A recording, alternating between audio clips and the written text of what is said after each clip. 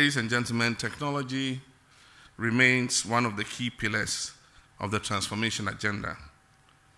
2 decades ago, we started reforms in the telecommunications sector on the back of the Accelerated Development Program for Telecoms. That is what started it all.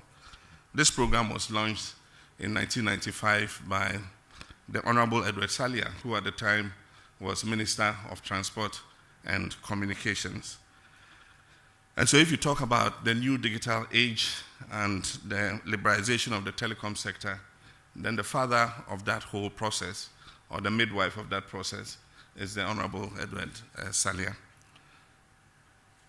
Further interventions and policies resulted in the establishment of the National Communications Authority, an independent regulatory authority to guide and regulate the telecoms and ICT industry. Following the period of Edward Salia, the Ministry of Communications was set up. It was separated from transport and became a standalone ministry because the rate at which telecommunications technology was, going, it was necessary to have a ministry that was dedicated to that sector. And so communications was set aside as an independent ministry, and it was combined with media relations like we have it today. That is what led to the birth of that ministry. After the birth of that ministry, Dr. Kospio Gabriel was the first minister, and I was his deputy. And so together we continued from where Edward Salia had left off. I'm sure that there are many of you who do not remember that there was a state organization called P&T, Post and Telecommunications Corporation. Many of you are too young to remember that. I'm sure many of you, the very young ones, have never seen a dial telephone, those old telephones that are krr, krr, krr. And I'm sure many of you have never seen the first Mobitel telephone. It was as large as this, and it had an antenna as long as this.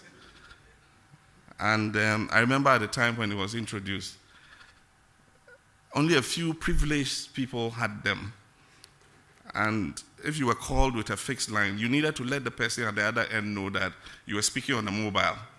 And the only way he could know was that you were talking from outside. And he said, "Michina Bonting," and America say.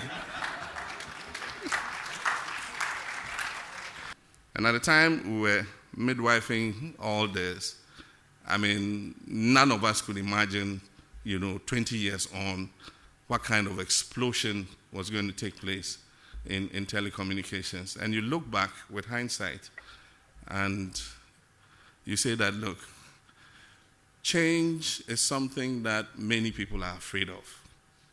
At the time it was decided to deregulate, I remember P&T workers were against it. They went on strike. They said it was going to create job losses and so on and so forth. Today, the P&T is Ghana Telecom. I think Ghana Telecom employs more people than P&T ever employed. And if you add Tigo and all the other mobile companies and all the other data companies and everybody, I'm sure that the telecom and digital ICT industry employs hundreds more people than it ever did when we had just P&T. On this note, my young friends, ladies and gentlemen, it is my privilege and honor to declare the second Africa Mobile and ICT Expo 2016 duly opened. I thank you, and may God bless our homeland, Ghana.